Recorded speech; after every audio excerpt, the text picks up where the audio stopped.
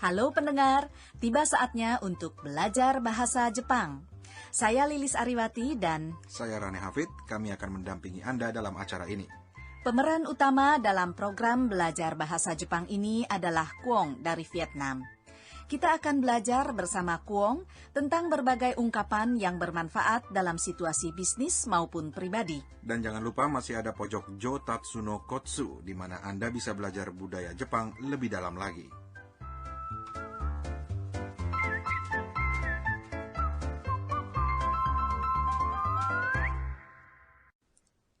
Nah, pendengar, hari ini kita akan belajar cara mengucapkan ya dan tidak dalam bahasa Jepang. Ya dan tidak, bahasa Jepangnya hai dan ie kan? Betul. Jadi ketika ditanya sesuatu, apa bisa kita jawab dengan hai atau ie saja? Wah, Rane, kalau cuma dijawab dengan kata itu saja, percakapannya habis dong sampai di situ. Coba dengarkan dulu ungkapan dasar hari ini yang artinya, ya, saya mengerti. はい、わかりました。 Iya ya, ketika kita minta tolong dan mendapatkan jawaban ini, kedengarannya membuat hati kita lega gitu. Betul, hai artinya ya. Wakalimashita adalah bentuk lampau dari kata kerja wakalimas yang artinya mengerti. Oke, mari kita dengarkan dulu percakapannya. Ibu Yamada yang bertugas memandu Kwon menerangkan proses pekerjaannya dalam sehari. Ketika mengecek jadwal hari ini, tiba-tiba dia menyadari bahwa hari ini ada rapat penting. Nah, inilah percakapan mereka dalam pelajaran ketiga kali ini.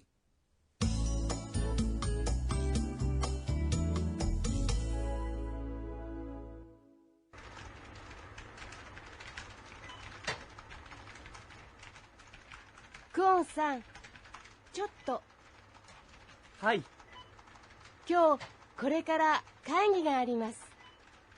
出てください。はい、わかりました。場所はどこですか？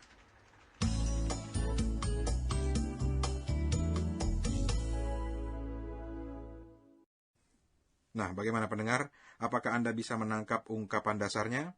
Mari kita bahas satu persatu. クオンさん、ちょっと、 Kwon, ada waktu sebentar? Ibu Yamada memanggil Kwong dengan tambahan sang di belakang namanya menjadi Kwong-sang. Chotto biasa dipergunakan kepada teman atau sesama rekan sekerja. Kata ini tidak begitu santun kalau diucapkan kepada atasan. Chotto secara harfiah artinya sedikit. Dalam percakapan tadi, chotto merupakan kependekan dari chotto jikan wo kudasai, yang artinya berikan saya sedikit waktu Anda. はい、 Artinya, ya. 今日これから会議があります。 Hari ini ada rapat, mulai dari sekarang. Kyo artinya hari ini. Kolekara artinya mulai sekarang. Kaigi sama dengan rapat atau pertemuan. Ga adalah partikel yang menunjukkan pokok kalimat. Arimas merupakan kata kerja yang menunjukkan keberadaan, hanya digunakan untuk yang bukan makhluk hidup. Untuk makhluk hidup seperti manusia, binatang, dan sebagainya, dipakai kata imas. Misalnya untuk mengatakan ada Ibu Yamada. Bahasa Jepangnya adalah Yamada Sangga Imas. Ah, begitu. Jadi jenis kata-katanya tergantung ya, apakah makhluk hidup atau bukan ya? Ya, benar. Lalu untuk menyatakan hari ini, bahasa Jepangnya adalah kyo, dengan bunyi o yang panjang. Besok, ashita. Dan kemarin adalah kino, juga dengan huruf o yang panjang. 出てください。 Tolong hadir. Dete adalah kata perintah dari kata kerja demas, yang berarti hadir. Terbentuk dengan akhiran mas yang diubah menjadi akhiran t. Demas menjadi dt.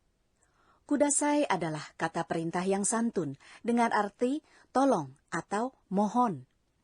Kata kerja berakhiran mas yang diubah menjadi akhiran t, lalu ditambahkan kudasai, mempunyai arti tolong titik-titik.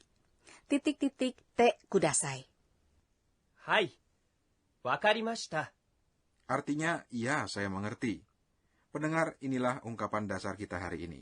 Dan Lilis, apabila kita ingin memberikan jawaban negatif, apakah kita bisa menggunakan kata iye yang merupakan bentuk kata kerja negatif itu? Nah, ini dia. Untuk membentuk kata kerja negatif, kita juga harus mengubah akhiran titik-titik mas menjadi titik-titik maseng. Misalnya, wakarimas menjadi wakarimaseng. Ya, saatnya untuk latihan. Mari kita berlatih membuat kata negatif datang. Bahasa Jepangnya adalah kimas. Cobalah membuat kalimat negatif dari dia datang. 彼は来ます。 Jadi, kare wa kimaseng. Betul sekali. Oleh karena bentuk negatif adalah dengan mengubah akhiran mas menjadi maseng, maka dia tidak datang, bahasa Jepangnya adalah karewa kimaseng. Mari kita dengarkan lanjutan percakapan mereka. 場所はどこですか？ Tempatnya di mana? Basyo artinya tempat. Dalam kalimat ini yang dimaksud adalah tempat rapat diselenggarakan. Doko desu ka artinya di mana. Jadi jangan lupa ya, ketika kita ingin menanyakan suatu tempat atau benda, kalimatnya adalah titik-titik wa doko desu ka. Baiklah, kini kita beralih ke pojok Jotatsu no Kotsu yang berisi kiat untuk mendalami Jepang. Hari ini kami bahas tentang cara menolak yang biasa dipergunakan oleh orang Jepang. Bangsa Jepang sangat mementingkan keharmonisan hubungan antar manusia. Untuk itu, kita berusaha menghindari cara penolakan yang tegas karena dapat mempengaruhi hubungan baik selama ini. Misalnya, ketika kita ditawarkan makanan yang tidak kita sukai, maka pertama-tama kita harus memperlihatkan penghargaan atas tawaran tersebut dengan mengucapkan arigatou gozaimasu, yang artinya terima kasih. Lalu setelah itu barulah kata penolakan yang sifatnya mengelak. Chotto artinya Kata chotto ini berguna sekali karena bisa dipakai untuk memanggil orang dan juga bisa dipakai untuk menolak. Ungkapan yang tidak langsung ini sering dipakai dalam dunia bisnis. Demikian pendengar pojok Jotatsu no Kotsu. Kini mari kita latihan sekali lagi ungkapan dasar hari ini. はい、わかりました。 Kini mari kita lihat lagi tata bahasanya. Tadi kita sudah mempelajari penggunaan kata hai untuk menjawab atau mengkonfirmasikan hal yang positif. Sementara untuk membuat kata kerja negatif adalah dengan mengubah akhiran titik-titik mas menjadi akhiran titik-titik maseng.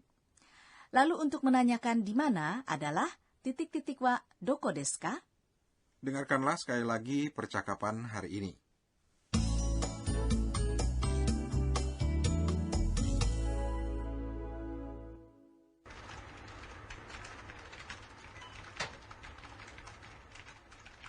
クオンさん、ちょっとはい、今日これから会議があります。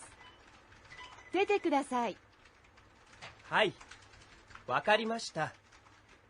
場所はどこですか？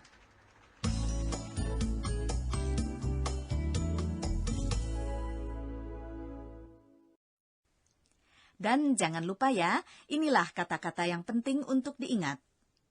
今日、 Hari ini これから akan segera 会議 rapat あります。 ada 出ます。 hadir わかります。 mengerti 場所 tempat どこ di mana. Pendengar, sekianlah pelajaran ketiga belajar bahasa Jepang ini. Hari ini kita belajar penggunaan hai dan iye. Lain kali kita akan belajar tentang cara menanyakan waktu. Sampai berjumpa lagi di pelajaran berikutnya. Sayonara.